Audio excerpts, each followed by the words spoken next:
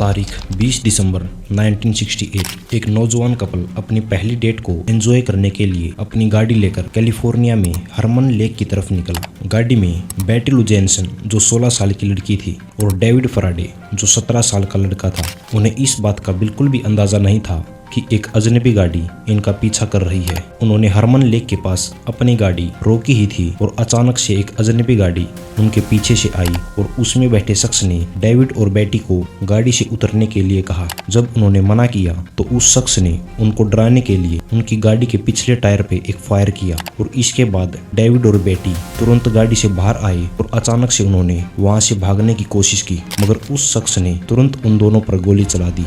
उसने डेविड के सिर के बीचों बीच गोली मारी और बेटी की पीठ में 5 से 6 फायर किए और हत्या को अंजाम देने के बाद वो किलर तुरंत वहां से भाग गया। और ये किलर कोई और नहीं, एक जोडियक किलर था जिसकी गुत्थी आज तक पुलिस नहीं सुलझा पाई है। आखिर क्यों जोडियक किलर सिर्फ कपल को ही टारगेट करता था, आइए जानते हैं ये पूरी कहानी ट्रू अफेयर्स के माध्यम से। जोडियक किलर एक ऐसा नाम है जिसके बारे में आज भी सुनते हैं तो रूह कांप जाती है। यह 20वीं सदी के सबसे खतरनाक सीरियल किलर्स में से एक है। 1960 और 70 के दौरान उसने अपने खौफनाक हमलों से पूरे सैन फ्रांसिस्को में खौफ बना रखा था। वह एक ऐसा सीरियल किलर था जो अखबारों और पुलिस वालों को लेटर भेजता और अपने कत्ल के बारे में खुद बताता था। अपने पहले 2 मर्डर करने के बाद 6 से 7 महीनों तक उसने कुछ नहीं किया, लेकिन इसके बाद वो फिर से एक्टिव हो गया। 4 जुलाई 1969 के दिन उसने एक और कपल को मौत के घाट उतार दिया। 18 साला डार्ली फेरेन और 16 साला माइकल मेजल फायरवर्क्स का कुछ सामान लेने के लिए गाड़ी में निकले थे। उन्होंने नोटिस किया कि कोई अननोन गाड़ी उनका पीछा कर रही है। गाड़ी को धोखा देने के लिए वो एक पार्क की पार्किंग की तरफ मुड़ गए, लेकिन पीछा करता अजनबी भी उनके पीछे ही पार्किंग में आ गया। उसने अपनी गाड़ी इस तरह लगाई कि कपल की गाड़ी का रास्ता ब्लॉक हो जाए। रास्ता ब्लॉक करने के बाद उसमें से एक शख्स निकला जिसके हाथ में एक पावरफुल फ्लैशलाइट थी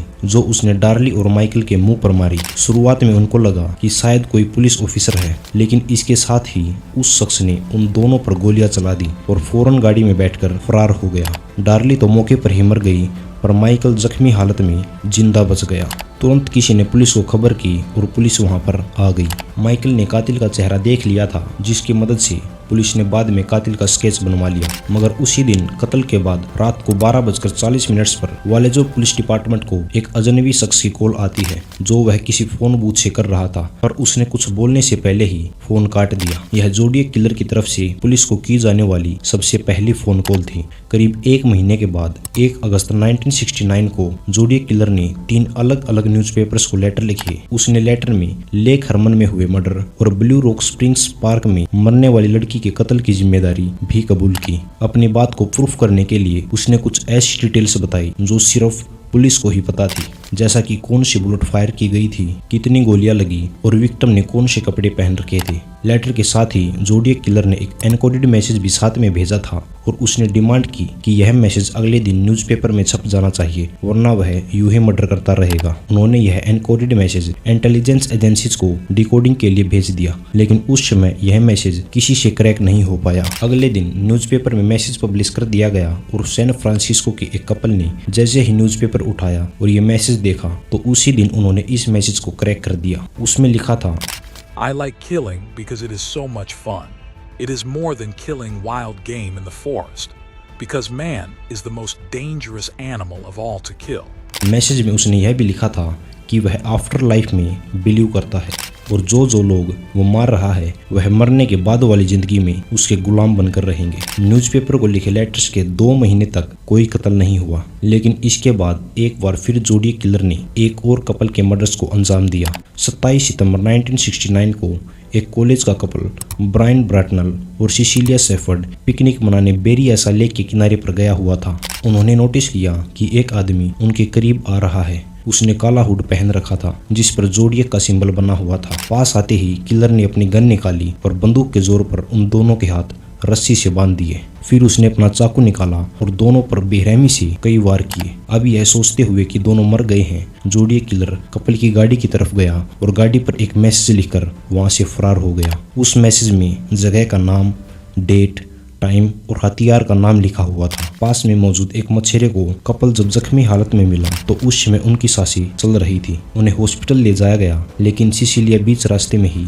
चल बसी, जबकि ब्रायन बच गया, जिसने पुलिस को घटना के बारे में सब कुछ डिटेल में बता दिया। अपने पिछले कत्ल की तरह जोडियक ने उसी दिन रात को 7:40 पर पुलिस को फोन किया और मर्डर की सारी डिटेल्स बता दी।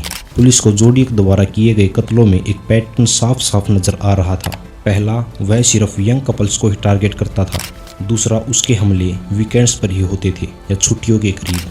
तीसरा, वह या तो रात के अंधेरे में हमला करता था या फिर शाम के वक्त। चौथा, वह जो भी कत्ल करता तुरंत फोन करके खुद पुलिस को उसके बारे में बताता था और उसकी जिम्मेवारी खुद ले लेता था, जैसे अथॉरिटीज को चैलेंज कर रहा हो। पांचवा, ज्यादातर मर्डर वहीं किए जाते जो जाने माने डेटिंग पॉइंट्स थे। छठा, ज्यादातर मर्डर गाड़ी में किए जाते थे। इन सभी पैटर्न को देखकर ऐसा लगता मानो जोडियक को लड़कियों से कुछ ज्यादा ही नफरत है, क्योंकि पिछले 3 में से 2 हमलों में लड़के बच गए थे। हालांकि पुलिस को इस बात का बिल्कुल भी अंदाजा नहीं था कि जोडियक का अगला मर्डर इस पैटर्न को तोड़ने वाला है। पिछले मर्डर के 2 हफ्ते बाद 11 अक्टूबर 1969 को जोडियक ने पॉल स्टीन नाम के एक कैब ड्राइवर को रात के 9:30 बजे रोका और उसे प्रेस्टियो हाइट्स की मैपल स्ट्रीट पर जाने को कहा। जब ड्राइवर अपनी मंजिल पर पहुंच गया तो जोडियक ने पहले गाड़ी रुकते ही पॉल स्टीन को अपनी गन से शूट कर दिया। उसके बाद जोडियक उतरकर आगे पैसेंजर सीट पर बैठा और पॉल की शर्ट का एक पीस काटकर अपने साथ ले गया। इस मर्डर के दौरान पास में मौजूद बिल्डिंग के 2nd फ्लोर से 2 बच्चे ये सारी घटना देख रहे थे।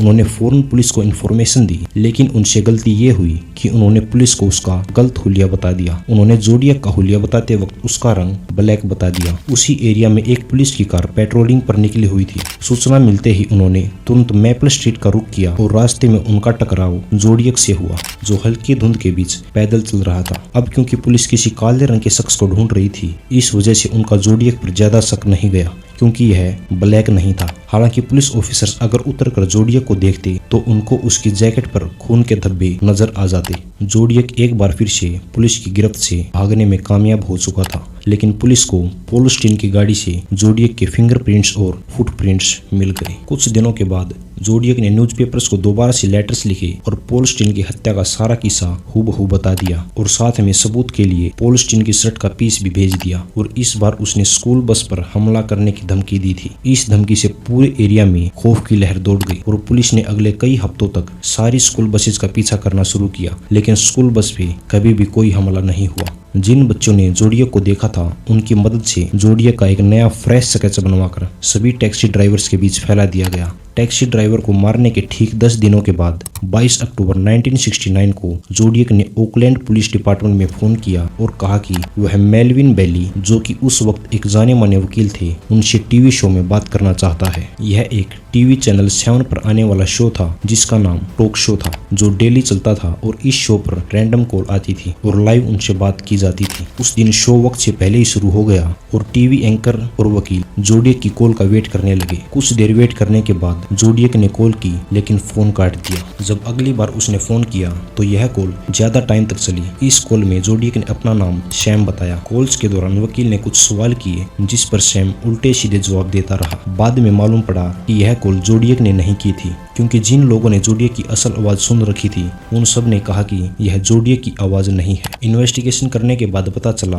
कि यह कॉल नेपा स्टेट हॉस्पिटल में मौजूद किसी मेंटल पेशेंट ने की थी। टीवी शो के कुछ हफ्तों के बाद ही न्यूज़पेपर्स को जोडियक की तरफ से 2 और लेटर रिसीव हुए। इन लेटर्स के बीच में एक एनकोडेड मैसेज था जो वह न्यूज़पेपर में 2 बार से पब्लिश करवाना चाहता था। पहले जोडियक ने जो मैसेज भेजा था वो तो एक ही दिन में क्रैक हो गया, मगर इस बार जो मैसेज भेज रखा था वो काफी ज्यादा मुश्किल था, जो अगले 50 सालों तक डिकोड नहीं हो सका। साल 2020 में 3 कोड ब्रेकर्स ने कंप्यूटर सॉफ्टवेयर की मदद से इस मैसेज को डिकोड किया। इस मैसेज में जोडियक ने अपने बारे में तो कुछ नहीं बताया और ना ही कुछ इंपॉर्टेंट क्लू दिया, बल्कि यह जरूर कहा कि टीवी टॉक शो में कॉल करने वाला कॉलर मैं नहीं था। इसके साथ उसने ये भी मैसेज दिया कि उसने एक बॉम्ब बना लिया है जो उसके बेसमेंट में पड़ा है पुलिस उसको काफी समय तक ढूंढती रही, मगर पुलिस इस बार भी नाकामयाब रही। इन लेटर्स के 5 महीने के बाद 22 मार्च 1970 को जोडियक ने हाईवे 132 पे कैथलीन जोन्स नामी एक लड़की को किडनैप करने की कोशिश की, लेकिन खुशकिस्मती से वह जान छुड़ाकर भाग निकली।